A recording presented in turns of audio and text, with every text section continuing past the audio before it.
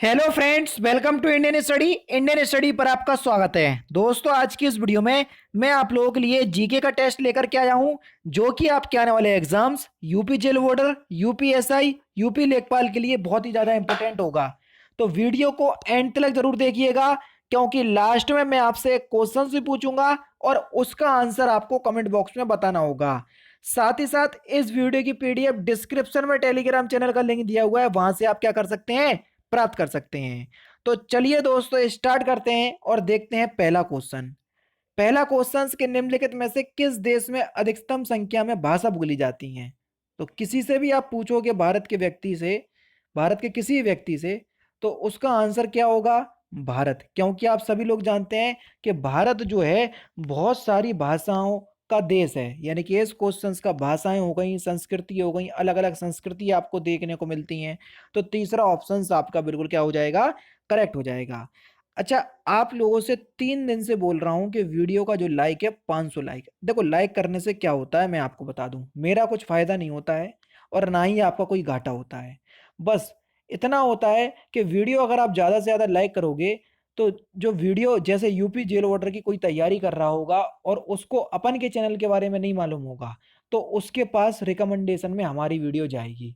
यानी कि कहने का मतलब यही है, मोटे मोटे तौर पर घुमा फिरा करके बात कर लें, कि जो यूपी जेल वोटर की तैयारी कर रहा है और उसको हमारे चैनल के बारे में नहीं पता, और आप भी उस व्यक्ति को नहीं जानते, लेकिन यूट्यूब वाला तो जानता है, तो इसलिए उसको रिकमेंडेशन में देगा हमारी वीडियो। तो वीडियो लाइक करोगे तो बस इतना ही मेरा फायदा होगा, इससे ज़्यादा कुछ फायदा नहीं होने वाला। भारत में रेडियो प्रसारण का प्रारंभ कब से हुआ? तो कब से हुआ, तो आपका सही आंसर हो जाएगा 1927। पहला ही ऑप्शन आपका बिल्कुल करेक्ट हो जाएगा। नई दिल्ली में स्थित संग्रहालय कौन सा है? तो नई दिल्ली में स्थित संग्रहालय है आपका राष्ट्रीय संग्रहालय। चौथा ऑप्शन करेक्ट। और कल नाइट में मैंने एक वीडियो प्रोवाइड करवाई थी अटल सुरंग वाली, उस वीडियो को देख लेना, क्योंकि वो जो वीडियो है वहां से आपका एक नंबर बिल्कुल पक्का है आपके आगामी परीक्षाओं के लिए। सूर्य मंदिर स्थित है कहाँ पर? तो आप सभी लोग जानते हैं, कोणार्क का सूर्य मंदिर कहाँ पर स्थित है? कोणार्क में स्थित है, यानी कि चौथा ऑप्शन आपका बिल्कुल करेक्ट है। कॉलडेरा संबंधित है किससे? कॉलडेरा, तो जो कॉलडेरा होना है ना, ये ज्वालामुखी से संबंधित है। यानी कि इस क्वेश्चन का पहला ऑप्शन करेक्ट। ज्वालामुखी का जो मुंह होता है उसी को शायद कॉलडेरा बोलते हैं, ठीक है ना। तो तीसरा ऑप्शन आपका बिल्कुल करेक्ट। संविधान के अधीन निम्नलिखित में से कौन सा मूल अधिकार नहीं रहा? संपत्ति का अधिकार आप सभी लोग जानते हैं, इसको एक कानूनी अधिकार में भेज दिया गया। यानी कि इस क्वेश्चन का तीसरा ऑप्शन जो है वो आपका बिल्कुल क्या हो जाएगा बच्चों, करेक्ट हो जाएगा। नेक्स्ट क्वेश्चन की तरफ चलते हैं। नेक्स्ट क्वेश्चन, आय और उपभोग में किस प्रकार का संबंध है? जल्दी बताओ, आय और उपभोग में किस प्रकार का संबंध है? तो ये जो है ना, प्रत्यक्ष संबंध है। यानी कि दूसरा ऑप्शन आपका बिल्कुल करेक्ट है। आपकी आय बढ़ेगी तो आपकी ज़रूरत भी बढ़ेगी, और आपकी आय कम होगी तो आपकी ज़रूरत भी कम होगी। पहले के ज़माने में मोबाइल जो है वो एक मतलब आम रोजगार की चीज़ नहीं थी, यानी कि डेली यूज़ की चीज़ें नहीं थी मोबाइल। लेकिन आज हर व्यक्ति के पास मोबाइल है। कहने का मतलब ये है कि व्यक्ति की आय बढ़ी तो उसकी ज़रूरत भी बढ़ी। समझ रहे हैं ना। नेक्स्ट क्वेश्चन से आपका कि प्रकाश की किरण को पूर्ण आंतरिक परावर्तन के लिए किससे गुजरना होता है? तो अगर आपको प्रकाश की किरण से पूरा आंतरिक परावर्तन करवाना है तो उसको कांच से गुजार दो, कांच से जल में। यानी कि पहला ऑप्शन बिल्कुल करेक्ट। हमारे शरीर में कितनी मांसपेशियां हैं? मांसपेशियों की संख्या है आपकी 639। अब अक्सर ऐसा ही होता है कि ऑप्शंस में आपको 639 नहीं मिलेगा, तो आप किस ऑप्शंस को प्रायोरिटी दोगे फिर? 656 को हम प्रायोरिटी दे देंगे। दूसरा ऑप्शन बिल्कुल करेक्ट हो जाएगा। पृथ्वी के ऊपर के 4 क्षेत्रों में से सबसे कम ऊंचाई किसकी होती है? जल्दी बताओ।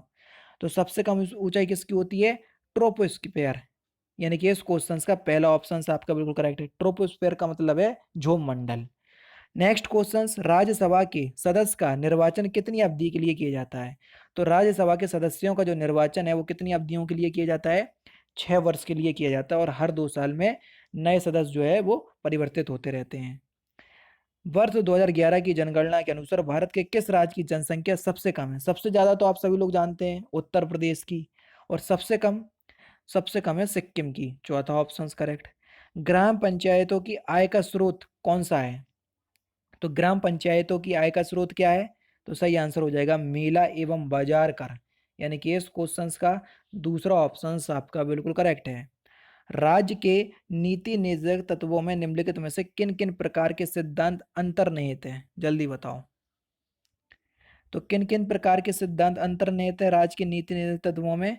तो देखो, आर्थिक भी हैं, सामाजिक भी हैं और प्रशासनिक भी हैं, ये सभी। चौथा ऑप्शन से आपका बिल्कुल क्या हो जाएगा, करेक्ट हो जाएगा।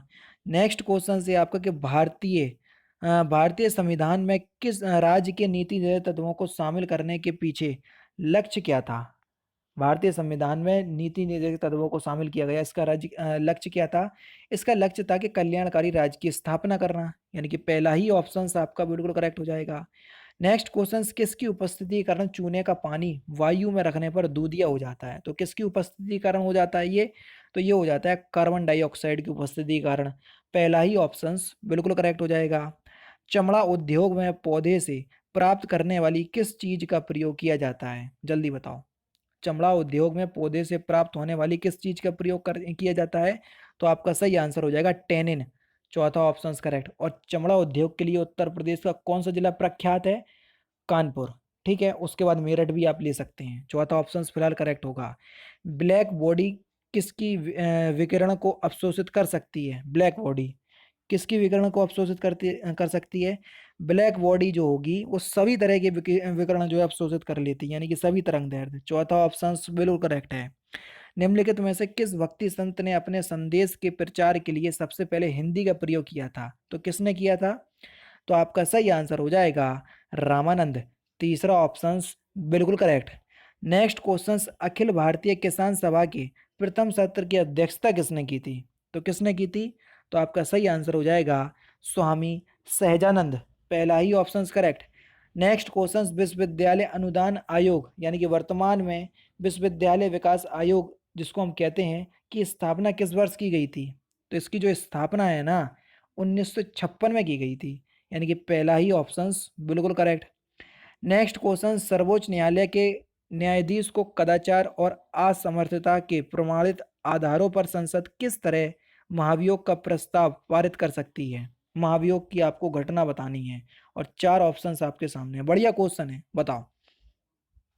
तो देखो, संसद के दोनों सदनों द्वारा अलग अलग अपने कुल सदस्यों की संख्या के बहुमत तथा उपस्थिति एवं मतदान करने वाले सदस्यों के 2/3 बहुमत से प्रस्ताव होना चाहिए, यानी कि इस क्वेश्चन का तीसरा ऑप्शन आपका बिल्कुल करेक्ट हो जाएगा। अंग्रेजी भाषा को भारत में शिक्षा के माध्यम के रूप में आरंभ किया, ये क्वेश्चन दोबारा पूछ लिया गया। दोबारा का मतलब कल के भी सेट पेपर में आ जाता ये, और आज के भी सेट पेपर में आ गया। तो आपका सही आंसर क्या हो जाएगा? Lord Macaulay. पहला ही ऑप्शन आपका बिल्कुल क्या हो जाएगा बच्चों? करेक्ट हो जाएगा। ठीक है ना। नेक्स्ट क्वेश्चन की तरफ चलें। नेक्स्ट क्वेश्चन, वह कौन सा महाद्वीप है जहां एक भी ज्वालामुखी नहीं है? जल्दी बताओ, कौन सा महाद्वीप है जहां एक भी ज्वालामुखी नहीं है? तो सही आंसर हो जाएगा ऑस्ट्रेलिया। इंपॉर्टेंट क्वेश्चन है, पहला ऑप्शन करेक्ट। निम्नलिखित में से कौन सा वन आधारित उद्योग नहीं है? जल्दी बताओ। सीमेंट उद्योग, लौह उद्योग, कागज उद्योग और खेल सामग्री उद्योग, कौन सा उद्योग जो है वन आधारित उद्योग नहीं है? तो सीमेंट उद्योग ये वन आधारित उद्योग नहीं है। पहला ऑप्शन आपका बिल्कुल करेक्ट होगा। भारत के परमाणु ऊर्जा कार्यक्रम का प्रारंभ कब से हुआ? तो प्रारंभ कब से हुआ परमाणु ऊर्जा कार्यक्रम का? तो आपका सही आंसर हो जाएगा 1948। दूसरा ऑप्शन बिल्कुल करेक्ट हो जाएगा। उपनिषद का प्रतिपाद विषय क्या है? जल्दी बताओ, उपनिषद का प्रतिपाद विषय क्या है? भारत का सामाजिक व्यवहार भी है, हिंदू धर्म भी है और प्राचीन भारतीय विद्या भी है, ये सभी हैं। चौथा ऑप्शन करेक्ट हो जाएगा। कोयला किस प्रकार की चट्टान में पाया जाता है? मोस्ट इंपोर्टेंट क्वेश्चन, कोयला।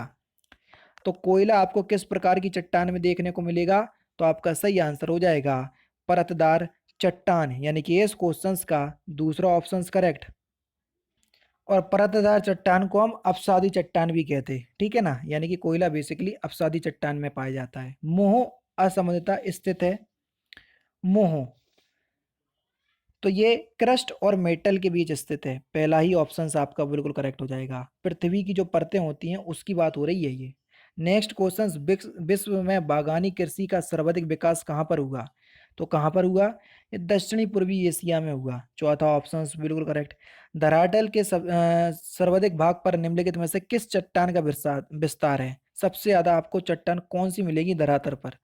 तो आपका अपसादी चट्टान मिलेंगी। दूसरा ऑप्शन आपका बिल्कुल करेक्ट है। यही कारण है कि कोयला जो है वो अभी तक हम लोग ऊर्जा के रूप में प्रयोग करते हैं, लेकिन एक दिन जब खत्म हो जाएगा तो हम नए नए संसाधन भी ढूंढ रहे हैं ऊर्जा के, जैसे सौर ऊर्जा नवीकरणीय संसाधन है ऊर्जा का। विश्व में रेशम उत्पादन में अग्रणीय राष्ट्र कौन सा है? तो अग्रणीय राष्ट्र कौन सा है रेशम में? चाइना। दूसरा ऑप्शन बिल्कुल करेक्ट हो जाएगा। नेक्स्ट क्वेश्चन वही है, निम्नलिखित में से फसलों में से कौन सी फसल भारत में संसार के सभी देशों से अधिक होती है, यानी कि सबसे ज्यादा कौन सी फसल भारत में सबसे ज्यादा होती है पूरे वर्ल्ड में? तो आपका सही आंसर हो जाएगा गन्ना। तीसरा ऑप्शन बिल्कुल करेक्ट है, और गन्ने के उत्पादन में उत्तर प्रदेश पहले ही स्थान पर है, ये भी याद कर लो। गहरे समुद्री गोताखोरों के शोषण के लिए ऑक्सीजन के तनुकरण के लिए किस गैस का प्रयोग किया जाता है? तो किस गैस का प्रयोग करते हैं हम? हीलियम का। चौथा ऑप्शन करेक्ट। आर्द्रता को मापने के लिए किस उपकरण का प्रयोग किया जाता है? Most important question. तो किस उपकरण का प्रयोग करते हैं? हाइग्रोमीटर। एक होता है हाइड्रोमीटर, तो हाइड्रोमीटर से जल का घनत्व मापते, तो वो भी आपको पता होना चाहिए। क्रीम सेपरेट में दूध में से वसा को किस कारण से अलग किया जाता है? तो किस कारण अलग किया जाता है? तो आपका सही आंसर हो जाएगा अब केंद्रीय बल के द्वारा, यानी कि चौथा ऑप्शन करेक्ट। और लास्ट क्वेश्चन, बाजार कीमत किससे संबंधित होती है? जल्दी बताओ। तो आपका सही आंसर हो जाएगा अत्यधिक अल्प अवधि, यानी कि इस क्वेश्चन का पहला ऑप्शन आपका बिल्कुल क्या होगा? करेक्ट होगा। तो दोस्तों ये थे आपके 37 इंपॉर्टेंट क्वेश्चंस जो कि मैंने आज की इस वीडियो में आपको कवर करवा दिए। लेकिन अब मैं आप लोगों से क्वेश्चंस पूछ रहा और उसका आंसर आप मुझे कमेंट बॉक्स में बताइएगा, ठीक है? कि मैथिली शरण गुप्त का जो जन्म है वो उत्तर प्रदेश के किस जिले में हुआ? पहला ऑप्शन से आपका वाराणसी, दूसरा ऑप्शन से झांसी, तीसरा ऑप्शन से आपका मथुरा और चौथा ऑप्शन से आपका हरदोई। तो इस क्वेश्चन का आंसर जो है आप मुझे कमेंट बॉक्स में बताएंगे। तो दोस्तों फिलहाल की वीडियो में सिर्फ इतना ही। अगर आपको वीडियो पसंद आए तो प्लीज़ दोस्तों वीडियो को लाइक कीजिए, शेयर कीजिए और साथ ही साथ हमारे चैनल को सब्सक्राइब करना ना भूलें, क्योंकि मैं रोजाना इसी तरह की वीडियोस आप लोगों के लिए लाता रहता हूँ। नमस्कार दोस्तों, जय हिंद, जय भारत।